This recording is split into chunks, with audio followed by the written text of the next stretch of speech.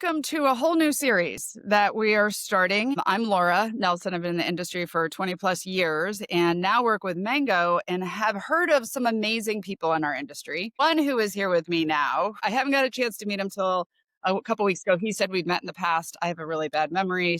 But Kirk, your name is all over dental right now. And I'm so excited to start this series with you. So first of all, thank you for joining me. Tell us a little bit about you and who you are, and then I'll talk about kind of what we're going to talk about. Yeah, so I am not from dental. I'm in dental right now, but Nobody's from dental, honestly. We all got into this, right? yeah, somehow or some way, I love the story because even this year has been just a whirlwind of like possibilities and opportunities. It's just been like, whoa! I did not know I would be where I am right now. If you would have told me at the beginning of the year, I would be there. Mhm. So my background's the music industry, Okay. trying to craft an amazing experience for fans through a show, through branding, marketing, and music that only I loved, of course, or the band loved, and then create such an amazing experience that evoked so much emotion to where they would move from the show over to the merchandise table to spend $1. So, using the same techniques that we used in the music industry, I then helped my wife 6 years ago in September of 2019, which, if you do the math, was right before COVID. So we bought the practice, and then we've built a seven-figure practice, only working 3 days a week. So you were a dental spouse, which Yeah. that's how I got into dentistry. I was a dental spouse. I'm no longer a dental spouse. 22 years, recovered dental spouse is what I like to say. But dentistry didn't take us down. But there's a lot of dental spouses. There was always a negative thing about dental spouses in the past. We would come in and rearrange, point fingers, and leave and not be there. Yeah. You're a different type of dental spouse, and there's a whole new respect for it here. But your name is coming out of just your practice. So what are you doing? Why am I hearing about Kirk so much in our industry? I mean, part of it's because 'cause I'm spamming everybody on Instagram. So 2 years ago, my wife, was feeling like she needed to take more time off, which, we only work 4 months out of the year. But she was like, "I wanna be able to take more time off," but she was feeling the pressure of even the time we were taking off that, your $3,000 vacation's not a $3,000 vacation. Right. Right? It's a lot more expensive than that when you're a practice owner, especially when you don't have associates. We had an associate, she was awesome, but I was like, "Okay, well, how can I separate my income from my wife's practice?" And I know we talked about this a little bit at ADOM, but trying to figure out ways that I could create impact and really share forward all these things that we've done in our practice to help others create a lifestyle that, we have if that's something that's attractive to them, and whether it's working 3 days a week or 5 days a week, I feel like I have a much different mind of using what they want to do, which is a lot of times they don't know what they want to do, but really getting them to that point, reverse engineering it down to what the schedule needs to be, and then really building up a foundation to where even if they don't really generate more revenue, which most of the time they do when I work with a practice, a lot of times in those first like 6 to 8 months, it's just they're doing the exact same numbers, but it's easier, Mhm. right? Mhm. And that's what we're all about is just it's super intentionality on the schedule, on how to build a culture, how to grow as a leader, and we've made plenty of mistakes.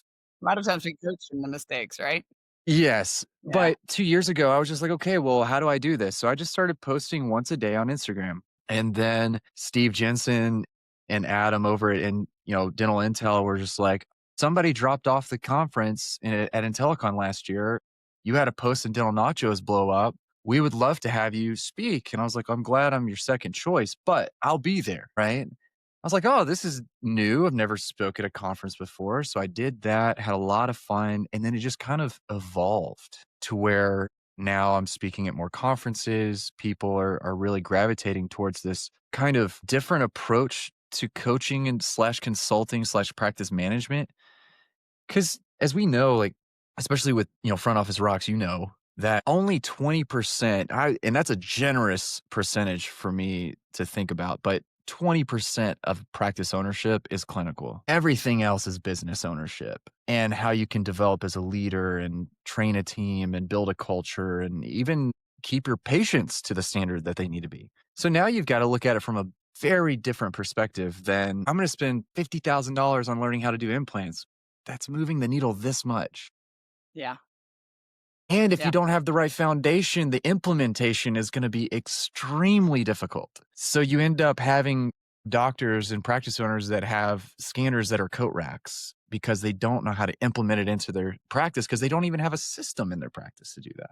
So I like the approach that I'm taking.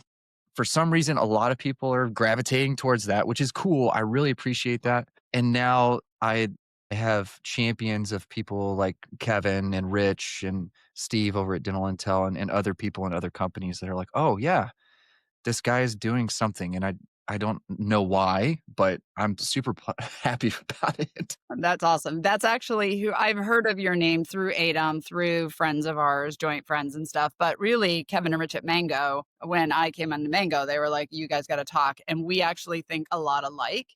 I think one of the things I bring to the industry is wisdom. I've been doing this for a very long time. But one of the things I like already that you're talking about is that you think of how do we implement? How do we make this work? Because I've been to so many CE with my ex on like Invisalign and implants and some of the great clinical speakers. But then when we come back home, it's like, well, but how do we implement that? And if I wasn't part of that, or if I didn't bring the office manager along, or wasn't didn't have it, it's we can do $30,000 cases, but we can't sell it, right? We don't know how Yeah. to schedule for it. So we're going to talk in this series about AI because that's my new buzz thing that I love talking about. But we're going to talk about it from the actual how to bring AI and humans together, how to know where, because you're in the thick of it right now, I'm sure, with your wife, of like, what tools do we use, what do we not use, what's coming, where do we plan for? So that's really what you and I are gonna kind of start to break down in this series going forward. Well, I'm excited for it because man, it's a lot of navigation, right? And testing and a lot of trial by fire because it's new, right? Mhm. And so many companies are adopting it, but now we're getting this third party fatigue of like everybody's doing it. And so it's like, how is this gonna work out? And you always it's kind of like the dot com bubble. Like you want to be on the winning side, Huh? not on the side that like just is destroyed when this balloon finally pops. Yeah, there was a time, I don't know how long have you been in dental? Like just since 6 years. okay. All right. So we're going to say mine is 20 plus, somewhere in there. And there was a time when we started getting all of the patient engagement software. You know, Yeah. there was I can't even name, but you go to a conference and everybody had patient engagement. And I went up to a company once at ADOM. And for those listening, ADOM's American Association of Dental Office Management, which we're both big fans of. I went up to one and I said, "What do you do?" And they said, "We text your patients." So, and this is like when all like communication was new. And I said, "Awesome. And what else do you do?" And they said, "We text your patients." And I'm Yeah. like, there's about 20 other companies who can do about 16 things here. You only text the patients, and they weren't there the next year. I feel that's very similar where we are right now with AI, is that there are companies who can do a thing, which is amazing, but how we integrate that into the workflow flow, and if it's worth paying for, and is our team going to like it, and all of that really matters. We're at that bubble. So you're right. Everywhere we turn around, it says AI on all of the signs. Yep, and it's oh man, it's gonna be tough, but I think that with these conversations that we have, that people will really resonate and be able to relate a lot because like we're saying is like, how do we marry the AI with the human? And like we've talked about already, just in person, talking about how I'm really not sold that it's there yet, right? On certain aspects of it because I hold the patient experience super sacred. And it's just not quite there. It's good, but because I have such a high standard and I hold even our software to that standard, Mhm. it's really tough to start letting go of the reins a little bit and allow a computer to do some of the things. Now we do. I use AI every day.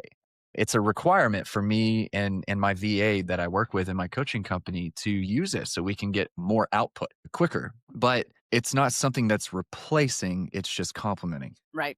Right. Okay. So before we get into this, and this will kind of be I wanted people to meet you, meet me, kind of Yeah. what we're going to be talking about. Tell us how. So you said that you started in music.